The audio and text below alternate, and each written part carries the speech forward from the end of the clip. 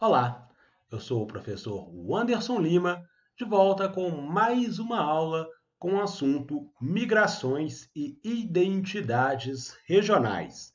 Dando sequência o que já havia sido comentado na última aula, a gente passa a falar hoje um pouquinho sobre a questão dos fluxos migratórios atuais. E aí, meninos, dentro desses fluxos da atualidade, eu escolhi falar sobre priorizar, na verdade, os fluxos migratórios em direção ao Brasil. Eu acho que são mais importantes aí a gente entender o fluxo direcionado ao nosso país, não que os fluxos migratórios ao redor do mundo não sejam importantes, claro que são, só que eu vou dar destaque a duas situações específicas aí em relação ao Brasil, questão da Venezuela, e vou falar também a respeito da questão dos haitianos aqui no nosso país. Então, pensando no fluxo de venezuelanos para o nosso país, por que isso tem ocorrido? A gente vinha comentando aí na aula passada sobre a questão das áreas de atração e repulsão. Então, na atualidade, a Venezuela ela funciona como uma área de repulsão de pessoas. A Venezuela ela vem passando por uma série de problemas que envolve a questão econômica, envolve a questão política. Então, tudo isso tem feito com que a população venezuelana acabe decidindo aí migrar em direção a outros países do mundo. E um dos destinos favoritos dos venezuelanos acaba sendo o Brasil. E aí uma justificativa do porquê do Brasil tem a ver com a questão geográfica, a proximidade ali da fronteira da Venezuela com o Brasil. Então isso faz com que vários venezuelanos, fugindo lá da questão da fome, do desemprego, que é muito alto na Venezuela, fugindo às vezes de perseguições políticas. Então isso faz com que o número de venezuelanos no Brasil ele venha crescendo aí ao longo do tempo. Então, apesar de eu ter colocado como um fluxo ali atual, ele é atual, ele continua ocorrendo na atualidade, só que esse fluxo ele já foi mais intenso aí no ano passado, alguns meses aí atrás, esse fluxo estava muito mais intenso do que na atualidade. Então, em função da questão geográfica, os venezuelanos eles acabam encontrando uma porta de entrada no Brasil, principalmente por Pacaraima. Então, eles entram ali por Pacaraima, começam a se concentrar naquela região, isso acaba gerando um problema para o governo brasileiro, porque eu tenho o sistema de saúde ele fica sobrecarregado, então isso é um problema que acaba sendo gerado aqui no país com a chegada de venezuelanos.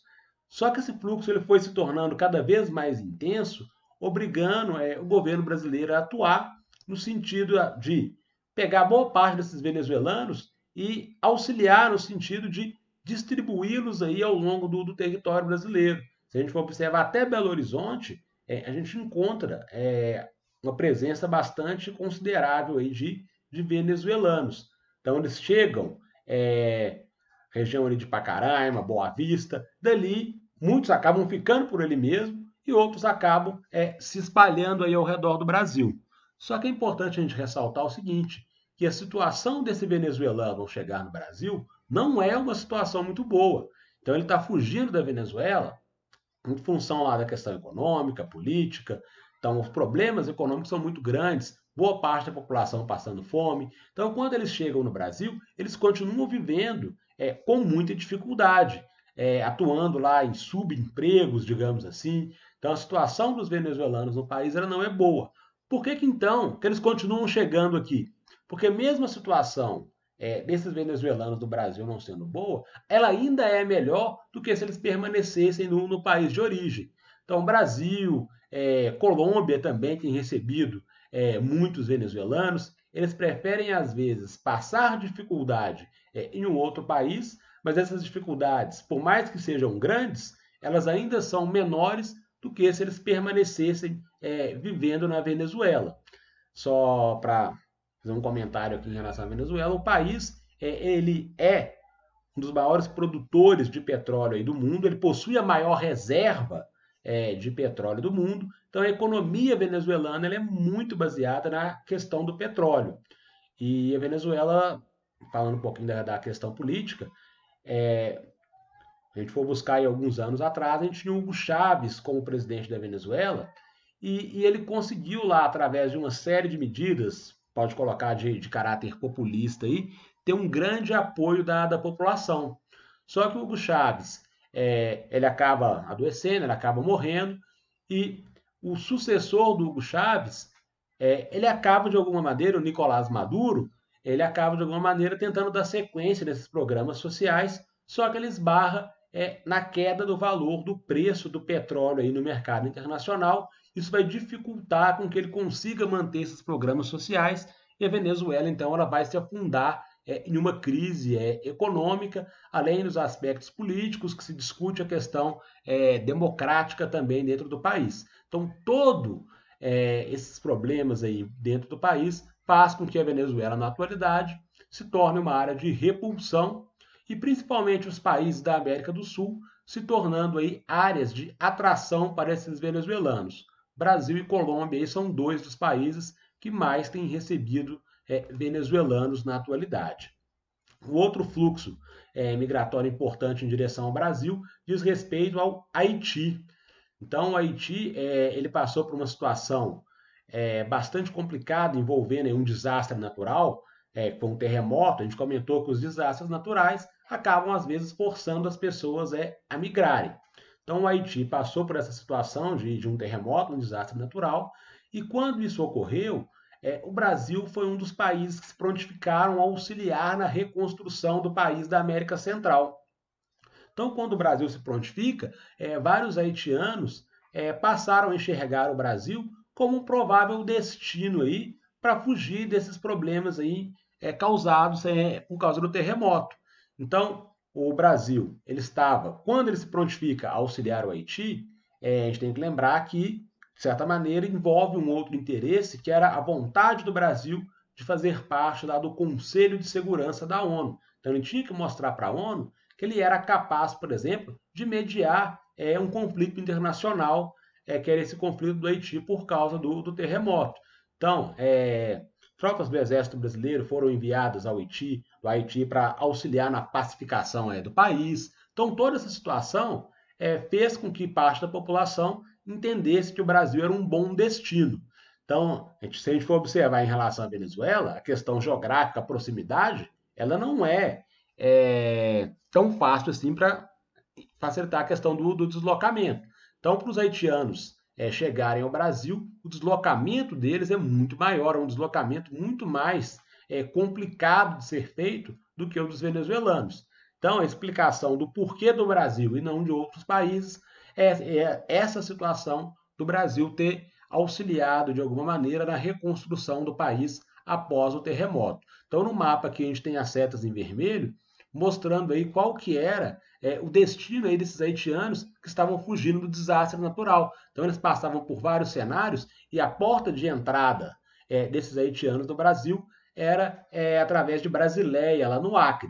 Então eles entram no país pelo Acre, e do Acre eles acabam se espalhando ali na região norte, mas de alguma maneira é possível encontrar aí haitianos em praticamente todos os estados brasileiros. Belo Horizonte, mais uma vez, também concentra aí uma parcela importante de haitianos.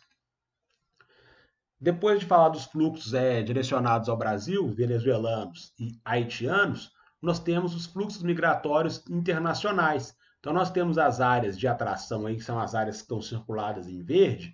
A gente coloca ali a América do Norte como uma área de atração, no caso a América do Norte, principalmente os Estados Unidos, e eu tenho também ali a presença da Europa como sendo uma área de atração, isso no cenário atual. Os Estados Unidos por ser a maior potência econômica do mundo, e a Europa por ser o continente mais rico, o continente mais próspero ali. Então isso auxilia também nesse processo migratório em direção a essas duas áreas, que são os pontos de atração, digamos assim. Quem que busca essas áreas? Olha o fluxo da América anglo-saxônica. Então, o fluxo para a América anglo-saxônica, ele acaba sendo muito intenso. Lembrando que a América anglo-saxônica, eu estou falando de Estados Unidos e Canadá. O restante do continente americano é a América Latina. Então, só para a gente fazer essa analogia aí. Então, Europa, e principalmente a América do Norte ali, os Estados Unidos, como grande foco, são hoje as áreas de atração populacional na atualidade. E agora pulando para um outro assunto, porém, ainda dentro do nosso capítulo 14, aí, falando das migrações e das identidades regionais, a gente entra na ideia dos refugiados. Então, quem é o refugiado? Tem um conceito aí que eu coloquei no slide para a gente. É toda pessoa que, em razão de fundados temores de perseguição devido à sua raça, religião, nacionalidade, associação a determinado grupo social ou opinião política, encontra-se fora de seu país de origem e que, por causa dos ditos temores, não pode ou não quer regressar ao mesmo, ou devido à grave e generalizada violação de direitos humanos, é obrigado a deixar seu país de nacionalidade para buscar refúgio em outros países. Então, apesar de muito extenso aí, essa ideia do refugiado ela é importante ser comentada porque, como a gente está falando de fluxos migratórios, ocorre o seguinte: muitas pessoas que acabam migrando de um país para o outro, elas chegam do país lá de origem e acabam falando, pedindo lá uma possibilidade de permanecer naquele país, usando a questão de ser um refugiado como a justificativa para a permanência naquele país. Então, normalmente ela entra de forma irregular, então ela entra de forma irregular, depois para regularizar a sua situação naquele país em que ela está, ela utiliza lá a ideia de refugiado, ela se coloca na condição de refugiado, então a gente leu o conceito aqui, então em função lá de perseguição, em função de raça, religião, nacionalidade, grupo social político, então isso me obrigou a deixar meu país de origem, chego lá no meu país de destino, me coloco na situação de refugiado, pedindo um refúgio àquele país. Então é importante ter cuidado, porque não é qualquer situação, vou sair do Brasil então e eu quero ir para um outro país qualquer, chegando lá eu vou falar que eu sou um refugiado. Não, você tem que se enquadrar em uma dessas situações que foram citadas aqui, para que você então possa ser considerado então um refugiado. Então, entre os refugiados, a gente pode citar aí a situação dos sírios. Então, ela é a que mais preocupa na atualidade. Acho que na primeira aula nossa aí, eu cheguei a falar da questão dos sírios, que a Síria hoje ela vive uma guerra civil. Mais à frente, aí na sequência das aulas, a gente vai falar um pouquinho sobre, detalhar um pouco mais essa situação da Síria, mas o país ele é o berço lá do Estado Islâmico, que é um dos grupos terroristas aí mais temidos da atualidade. Então eu tenho dentro da Síria tropas que de alguma maneira são aliadas lá ao Estado Islâmico, combatendo tropas que são aliadas do governo sírio. Então o país ele é conflito de uma guerra civil, uma guerra dentro do próprio país. Então essa situação acaba obrigando o cidadão sírio a deixar o seu país. É uma migração forçada. Então ele está sendo forçado a sair do seu país de origem. Nessa situação, os sírios podem ser enquadrados como refugiados. E aí eles vão, de alguma maneira, pedir auxílio aí para outros países. Então, eu coloquei que a Síria convive com uma guerra civil, começou lá em 2011, num contexto chamado de Primavera Árabe. Primavera Árabe, a gente não vai entrar em muitos detalhes sobre esse assunto, mas foi uma onda de protestos, protestos de caráter popular. Então, isso começou lá no norte da África, mas se espalhou aí ao redor do mundo, principalmente no continente asiático depois, da população se manifestando, principalmente contra governos de caráter autoritário. Então isso acabou acontecendo lá na Síria também, tentativa de retirar do poder Bashar al-Assad, que a família Assad governa lá a Síria desde os anos 60. Então é um governo ditatorial, não tem uma alternância de poder. Então a Síria passou por esse processo e a partir dessa primavera árabe, o Estado Islâmico ganha força dentro do país e dá origem à guerra civil, forçando os sírios a deixar o país de origem na condição de refugiados. Então a guerra afetou a população de 24 milhões de pessoas. Essa guerra ela continua em vigor aí na atualidade. Então eu tenho ainda vários sírios buscando outros países do mundo aí na condição de refugiado. Então, tem um mapa aqui mostrando o destino desses sírios que estão fugindo da guerra civil. Então, a Turquia é um país de origem, um país que recebe muitos sírios. Então, cerca de 1.600.000 refugiados sírios da Turquia. Líbano também recebe muita gente, Iraque, Jordânia. São normalmente os países que estão mais próximos em função da questão geográfica do deslocamento. Mas isso também não impede que o cidadão sírio acabe buscando refúgio em outros países, inclusive aqui no Brasil. Também temos a presença de cidadãos sírios aí fugindo da guerra civil na condição de refugiado.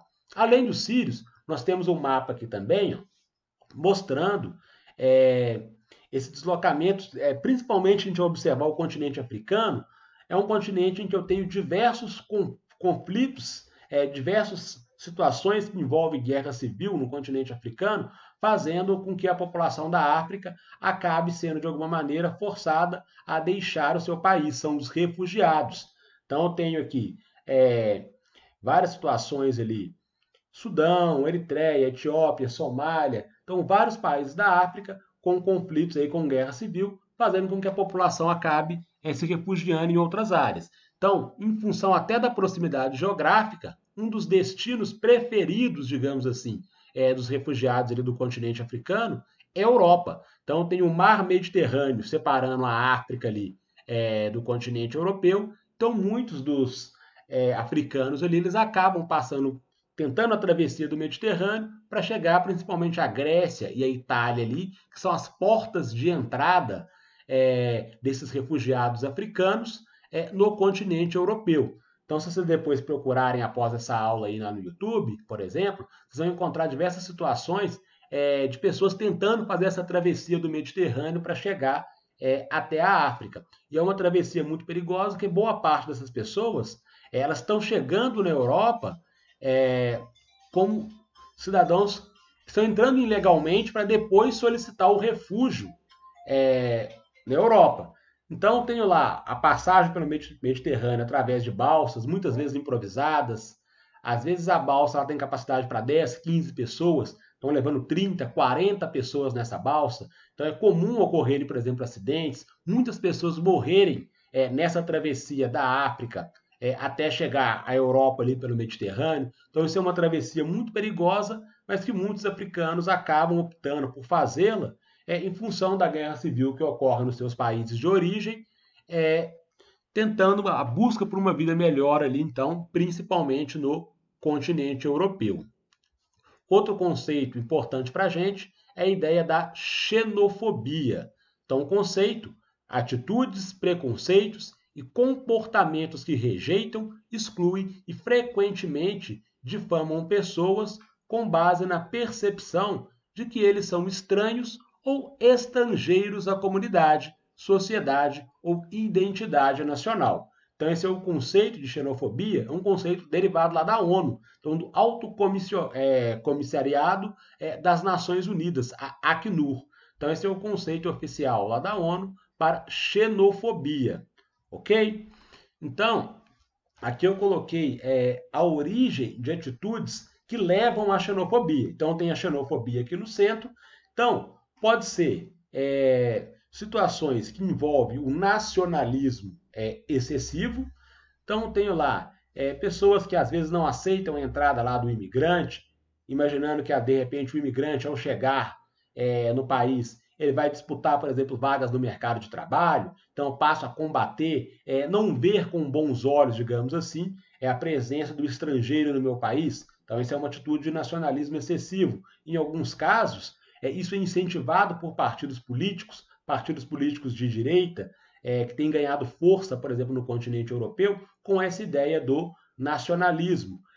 Problemas econômicos e sociais. Vários países da Europa passaram ou passam por processos de crise econômica, a Grécia passou por problemas econômicos, a Espanha, a Itália, Portugal. Então, esses problemas econômicos também, em várias situações, faz com que o cidadão nativo ali de um determinado país não receba bem ou não veja com bons olhos a chegada dos imigrantes. Então, os problemas econômicos e sociais fazem com que gerem lá atitudes relacionadas à xenofobia. As questões relacionadas à religião também geram a xenofobia. Vou ver de forma diferente, digamos assim, a pessoa simplesmente porque ela não pactua da mesma religião que eu. Então, isso é uma outra situação que leva também à xenofobia. Então, citei fatores aqui, como questão do desemprego, que pode afetar os países de alguma maneira, então isso gera xenofobia. A questão da globalização, então ela facilita a expansão de empresas e a circulação de informações, capitais e fluxos humanos aí, então isso também é importante, auxilia no processo da xenofobia. A dificuldade dos países em estabelecer políticas de imigração e controle de fronteiras, além do aumento das diferenças socioeconômicas mundiais. Então, são alguns fatores aqui que auxiliam, facilitam a difusão da xenofobia aí ao redor do mundo. Então, para encerrar o assunto aí das migrações e das identidades regionais, coloquei aqui nos slides algumas questões para ilustrar como que isso aparece para a gente aí na hora das avaliações. Então, eu tenho a charge, a questão número 1 pede para analisar a charge. Então, a charge, eu tenho lá o símbolo do euro da União Europeia, uma balsa aí com diversas pessoas, e fala o seguinte para a gente. A charge ilustra os movimentos e os fluxos migratórios. Por serem dinâmicos, assumem especificidades em diferentes etapas e contextos históricos, podendo ser mais permanentes ou transitórios devido a fatores como guerras, regimes ditatoriais, crises econômicas, desastres ambientais e outros. Em relação aos fluxos migratórios atuais, os principais polos de atração de imigrantes oriundos, de um lado, da África e do Oriente Médio, de outro, da América Central, são, respectivamente, os países da. Aí vem as opções para a gente: América Latina e do Norte da Europa. O que acontece? A América Latina ela estaria funcionando nessa situação como uma área de atração de pessoas? Lembrando que a América Latina nós citamos que são os países do continente americano, com exceção dos Estados Unidos e Canadá. Então, não são áreas aí muito atrativas, a não ser as situações que nós citamos do Brasil, lá dos haitianos e dos venezuelanos que vêm para o Brasil. Não é a situação retratada, então, nessa charge. Então, não posso marcar a letra A. A letra B fala da União Europeia e da América Anglo-Saxônica. Aí sim, tem até o símbolo do euro ali na charge que ajuda a gente a chegar a essa conclusão. Então, ali eu tenho provavelmente fluxo ali de refugiados ou de pessoas fugindo de problemas econômicos do continente africano, tentando chegar até a Europa. Nós falamos ali da travessia do Mar Mediterrâneo. Então, eu estou em busca ali da União Europeia ou então da América Anglo-Saxônica. América Anglo-Saxônica, Canadá e Estados Unidos. Então, a letra B seria a melhor opção para essa questão. Europa Ocidental e África Subsaariana, não. Na África Subsaariana, na verdade, eu estou fugindo do continente africano, das guerras civis, dos problemas econômicos do continente, em busca de outras regiões. Então, não pode ser uma área atrativa ali, a África Subsaariana. Na letra D, a União Soviética só faria sentido lá no contexto da Guerra Fria. A América Latina, nós citamos também que não funciona como área de atração. A Oceania, principalmente ali talvez a Austrália, a Nova Zelândia, até poderiam ser áreas atrativas, mas os países produtores de petróleo da América Latina, não. Na América Latina nós temos aí principalmente a Venezuela como país produtor de petróleo, e nós já comentamos isso aqui ao longo da aula, que a Venezuela hoje passa por problemas exatamente relacionados a crises econômicas e políticas em função da queda do valor do petróleo aí que ocorreu ao redor do mundo. Então, também não pode ser uma área de atração. Então, nessa questão, a gente marca letra B de bola.